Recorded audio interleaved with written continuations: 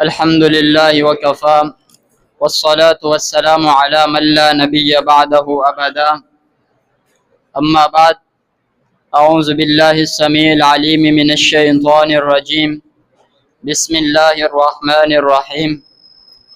قل هل يستوي الذين يعلمون والذين لا يعلمون. وقال النبي صلى الله عليه وآله وسلم: خیرکم من تعلم القرآن وعلمہ. میرے محترم و مکرم اساتذہ کرام اور ہم مکتب ساتھیوں، آج میں جس عنوان پر گفتگو کرنا چاہتا ہوں وہ ہے اہل علم کی فضیلت. اللہ رب العالمین سے دعا ہے کہ وہ ہمیں صحیح معنوں میں سمجھنے کی توفیق نصیب فرمائے، آمین.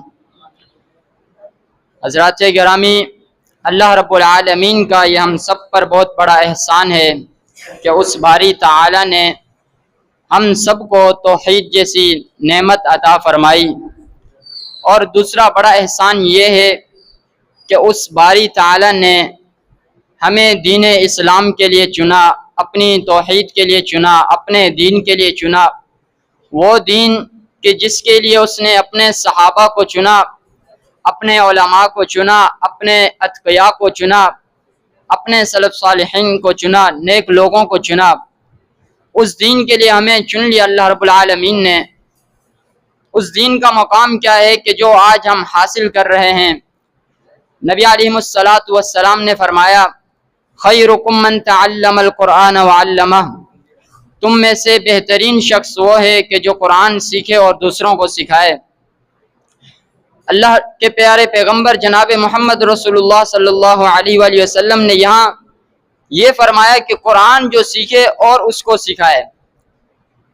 اور یہاں یہ بات نہیں کہی کہ جو اسکول سیکھے یا ریاضی سیکھے، اردو سیکھے، انگلش سیکھے، اس بات کا کوئی تذکرہ نہیں.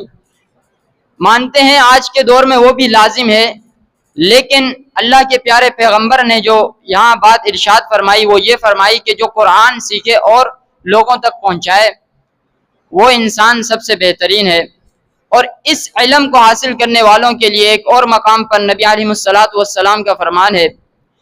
نبی علیہ الصلوۃ والسلام نے فرمایا کہ جو شخص اللہ تبارک و تعالیٰ کے اس دین کو حاصل کرنے کے لیے اپنے گھر سے نکلتا ہے تو اس شخص کے قدموں تلے اللہ کے فرشتے اپنے پروں کو بچھاتے ہیں، اور اس شخص کے لیے مچھلیاں پانی کی تہ کے اندر اس کے لیے دعائیں کرتی ہیں، چونٹیاں اپنی بلوں کے اندر اس کے لیے دعائیں کرتی ہیں، اور دنیا کی جتنی بھی مخلوق ہے سب اس کے لیے دعائیں کرتی ہیں. یہ اتنی بڑی شان یہ طالب علم کی ہے، وہ طالب علم کے جو دین کا علم حاصل کرتا ہے.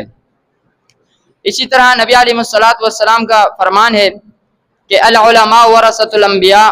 علماء جو ہے وہ انبیاء کی وراثت ہیں، یعنی علماء کی اتنی شان ہے کہ وہ انبیاء کی وراثت میں سے ہیں. انبیاء کی وراثت کوئی درہم دینار نہیں بلکہ علماء انبیاء کی وراثت ہیں.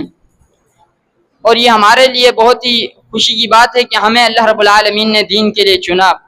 اللہ رب العالمین سے دعا ہے کہ وہ باری تعالی ہم سب کو دین کی صحیح سمجھ عطا فرمائے، آمین. وآخر دعوانا الحمدللہ رب العالمین.